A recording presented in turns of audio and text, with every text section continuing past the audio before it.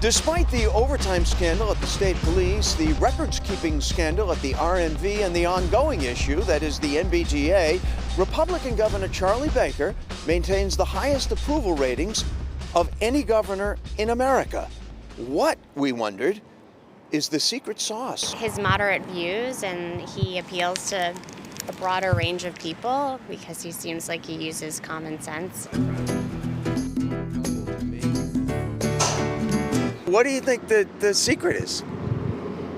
Well, I don't really understand it. He's not centrist enough, right? He's still too much of an old school Republican. Charlie Baker not playing to the extreme part of the Republican Party probably balances some things out. I mean, we need some balance, right? States create a separate. The data on this issue, the result of vaping. A lot of people are leaning more moderate anyway. I just don't think that it's anything other than that. Stuff happens.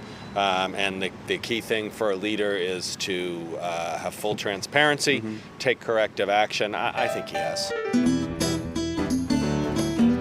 If you're listening, Mr. Baker, fix the tea. Fix the tea. The Sunday Roundtable is assembled this morning. Joining us this week, Boston Globe columnist Adrienne Walker and Republican political analyst Rob Gray.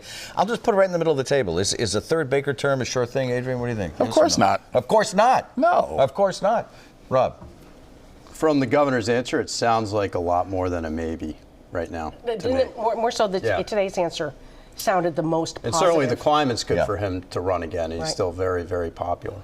Yes. Let's talk about Deval Patrick. Adrienne, you wrote on this just this past week. You called this last-minute entry, quote, chasing lightning in a bottle. And even he described his campaign as a, quote, Hail Mary from 2 stadiums over.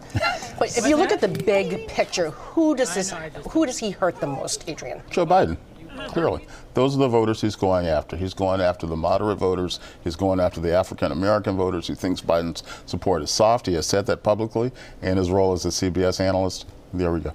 Interesting. Do you agree? I agree with Warren, with Adrienne, that Biden is number one. Warren, I think, is number two because you just have this factor of 2 candidates from Massachusetts potentially splitting the vote in New Hampshire and other places. So it's close between Biden and Warren. But he obviously thinks there's something missing because he actually is pretty friendly with both of those candidates for the most part. He is. I would have liked to have been a fly on the wall for the phone call with Elizabeth Warren. Well, so let's expand that a little bit. There's another Democratic debate scheduled this week. It'll be in Atlanta. So the question, Adrienne, is has the landscape changed enough with Patrick and perhaps Bloomberg in, even though neither will be in the debate? Has the landscape changed enough? Absolutely, it changes the landscape. I mean, it's not going to change anything for this debate. But yeah, it's going to affect the race, certainly. What about the message from the top-tier candidates? Do they need to shift, Rob? What do you think?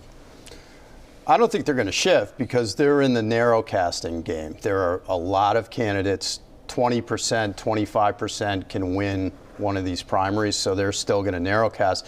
But the debate stage dynamic has really changed. I wonder if Bloomberg is in and Patrick is in, do these debate rules start to change where somehow they end up on stage before these primary debates? I think they might.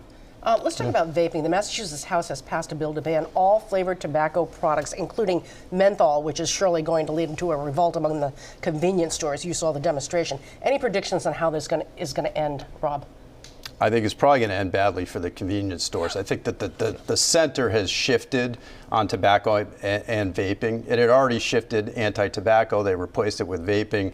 Now health concerns are making anti-vaping measures likely to be passed into law. Adrienne, it's already passed the House. It's going to pass the Senate. I mean, the momentum is clearly on the side of the And the governor ban. said this morning that he sort of is leading in that direction as well. It's pretty clear that he'll sign it. We continue on the OTR Roundtable. Stay with us.